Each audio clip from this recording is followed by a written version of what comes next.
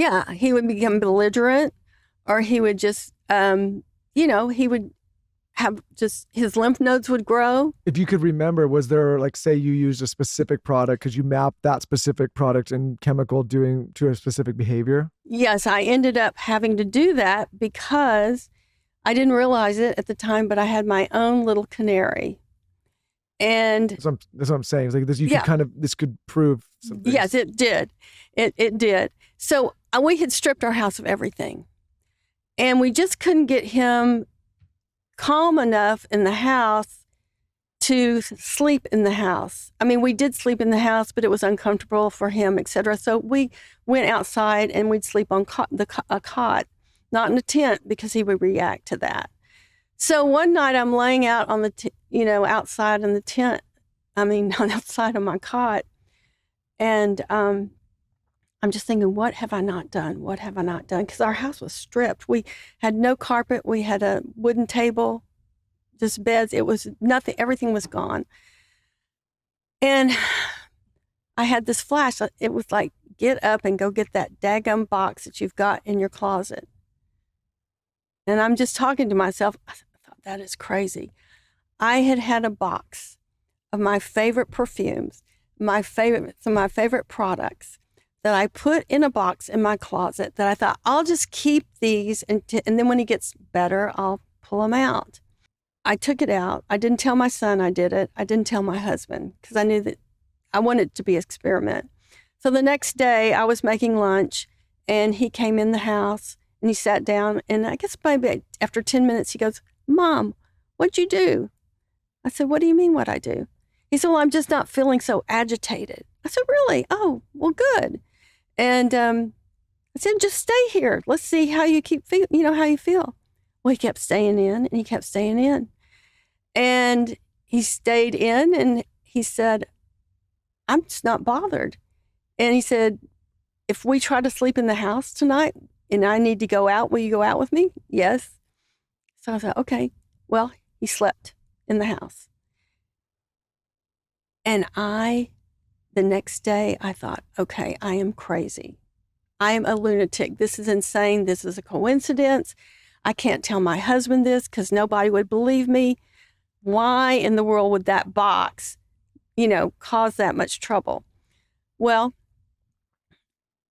I went to the store, I think a couple of days later, and I was going down the grocery store aisle, and I passed the aisle where the cleaning products and the pesticides, and literally I just went, oh my gosh, that's it. Those bottles are not only closed, but they're also sealed. And I can smell them. The same thing's happening with my products in the closet. And it's creating this low level chemical soup. And he's so sensitive that he's picking it up. And that was a turning point because we got our house to a point where he was actually able to start having a homeostatic baseline. And he would get, calm down some and, things were going forward. But I had to get products. And so I remember the first time I brought home one of the product that had non-toxic on the label, because they did have them then. We had Whole Foods back then. And I brought that in the house, and literally within seconds, he is going into one of his head things. He's holding his head. He's screaming. He's telling me to be quiet. He's telling me to turn the lights off. His lymph nodes would swell like BBs in his neck. I'm going, what in the world? And I'm looking at this product. I'm going, I have to figure this out.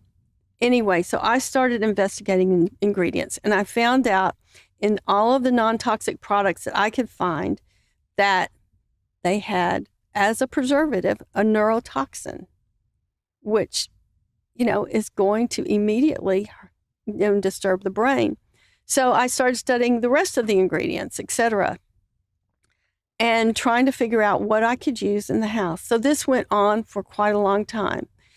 But every time I'd bring something in and it had a problem, he would show it. Did you try to use like baking soda or vinegar, or did you not know? Absolutely could not use vinegar. Why? Think about Acetic it. acid. Acetic acid.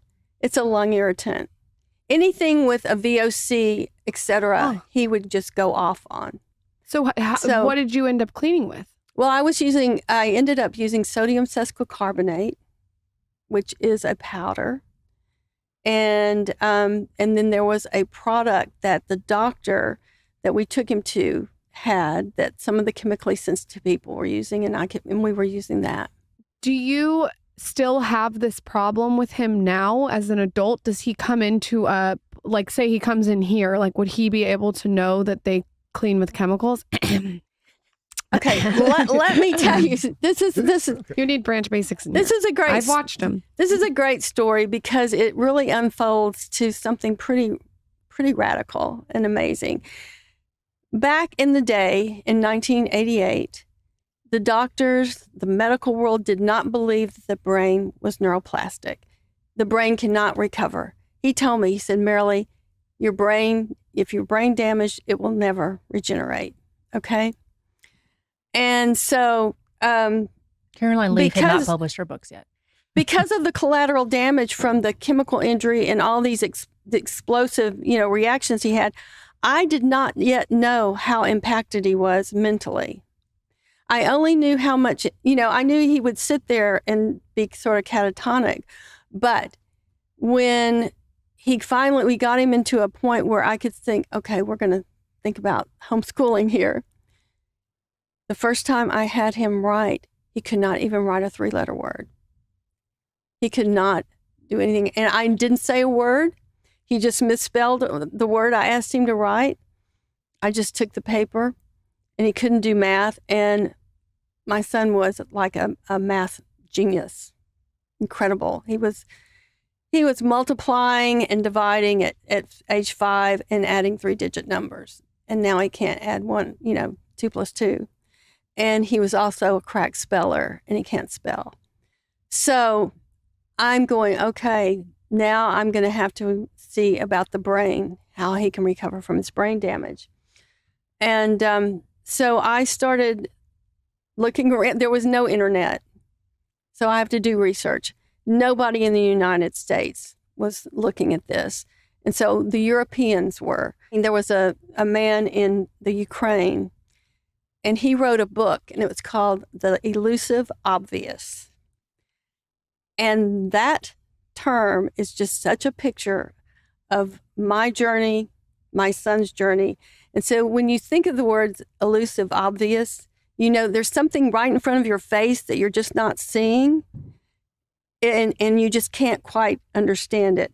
And I feel like my journey and the journey with my son was so amazing because it turned out that the solution to my problem was right under my nose, what I was eating.